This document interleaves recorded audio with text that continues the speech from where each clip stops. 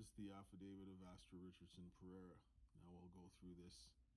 You can see that she has, if you want to pause it to watch what it says, she talks about being a medically retired public servant of the RCMP in the K Division, which is the Alberta Division.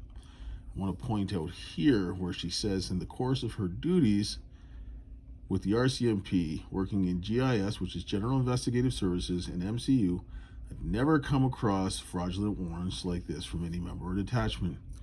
You can see that this is sworn in. Yes.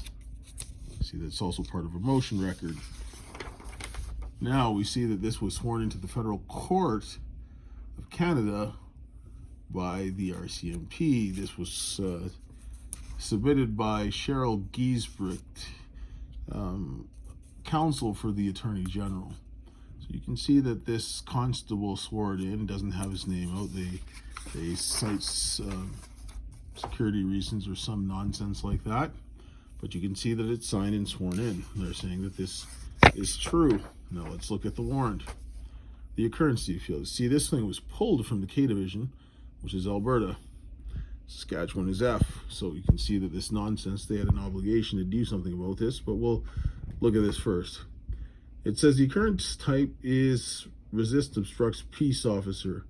So we look at this here, right? It says 1639 EDT, which is Eastern Daylight Time, and 1639 CST, which is Central Standard Time. Now, Saskatchewan doesn't change time, so that CST is the same time as Alberta time in the summer, so it's 2 hours time difference. So this reported time in CST would actually be, when you look at that, would actually be 1439 CST. So the reported time is actually 2 hours before the occurrence time. So that there, right there, that's a problem. But there's even bigger problems than this. Oh, there's some boxes there. It also says that it was to be at the Court of Queen's bench right there at the summary. So the summary says that the members attended the Court of Queen bench to arrest Dale. He resisted arrest, was brought to the BUH. But here it says that the place of the offense, the resisting arrest, was at the Battlefords detachment. This is sworn in by a police officer here again. But you see that this is the Battlefords detachment, but the Queen's Bench Court in Battleford is not even in the same town as North Battleford, so that's 5 or 6 kilometers away. The distance between the two, or probably 6 or 7 maybe, from if you went from right for the door of the RCMP station to the courthouse. So you see that there's an inconsistency there. Again, it also says the involved address is the Battlefords RCMP detachment, but it says in the summary the arrest took place at the Queen's Bench Court in Battleford. So, never mentions me being taken to the detachment. Again, you see it here. Again, you see the arrest July 22nd. All right, at RCMP detachment. Now let's look at the narrative. You have member A said that there was a mental health warrant, that I would be attending the Court of Queen's Bench 10 a.m. the following day, and the member can arrest him there.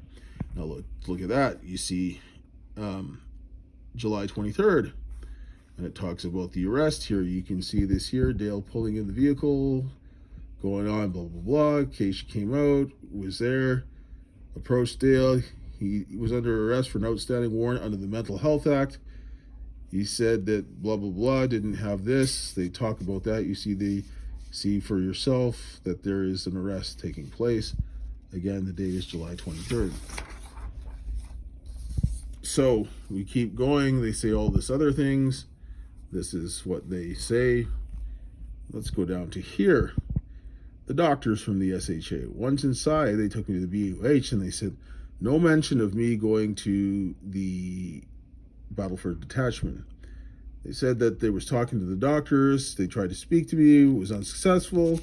He was brought to the bedroom, was strapped to a bed, and then given medication by needle by the medical staff. They said, here we go, resisting arrest on July 22nd. But this took place on July 23rd. So they said that this was a resisting arrest for July 22nd for an arrest that took place on July 23rd. You see there. Also, the doctors admitted that they didn't examine me. This is also very important because I was taking them to court, both the RCMP and the Saskatchewan Health Authority, the day that this happens. Now we have again the RCMP saying on July 22nd, it says that somebody was directed to attend the Queen's Bench the day before to stop Dale Richardson from entering the courthouse. Dale Richardson was instructed that the court hearing would be over the phone. Queen's Bench did not want Dale Richardson to attend. And then it's after they responded saying that a mental health warrant was signed by a judge to apprehend Dale Richardson later this day. So they were told that they didn't want me coming into court. And so they got the mental health warrant. Again, you see right here, July 23rd, they talk about coming to the courthouse to arrest myself and my eldest daughter. Now you look at this, you go down to the bottom of the page, so look at here again. The occurrence is resist, obstruct peace officer at the Battlefords detachment on July 22nd, where over here you see it says July 23rd where the arrest was. So you have an arrest warrant for resisting arrest on July 22nd for an arrest that takes place on July 23rd. This is not legal from the testimony of the retired public servant of the RCMP, who states that this is not a lawful warrant. It's fraudulent. Again, you see another member talking about July 23rd. And you see, let's get the date there so that you can see that. July 23rd. Well, look at that up there. July 22nd, or at the top of the page says resist, obstructs peace officer, but again, the member testifies that the arrest took place on July 23rd. This arrest is also on YouTube. It is very evident that there was no resisting arrest, but that's not even the point. They said that they charged me with, or put a warrant out for me for resisting arrest for July 23rd on July 22nd. Again, it keeps saying this over and over again. So you see the dates, the report time, the enter time, different times. You see that there's numerous inconsistencies with this warrant, right? You see this numerous. Then again, they talk about the SHA. They said the doctors said they were trying to speak to me. I interrupted them. So they said they were going to admit me and say that I was crazy because I was interrupting them. The interruption was actually asking them where the warrant was, because the Mental Health Services Act says that it should be provided. They did not provide it. Instead of providing it, they decided to strap me to a bed and drug me against my will. These were the people that I were taking to court that day. Again, we see right here, July 22nd, that warrant was put out for something that happened on, again, July 23rd. Talking about the arrest, again. Want to read it? You can pause it for yourself and see that.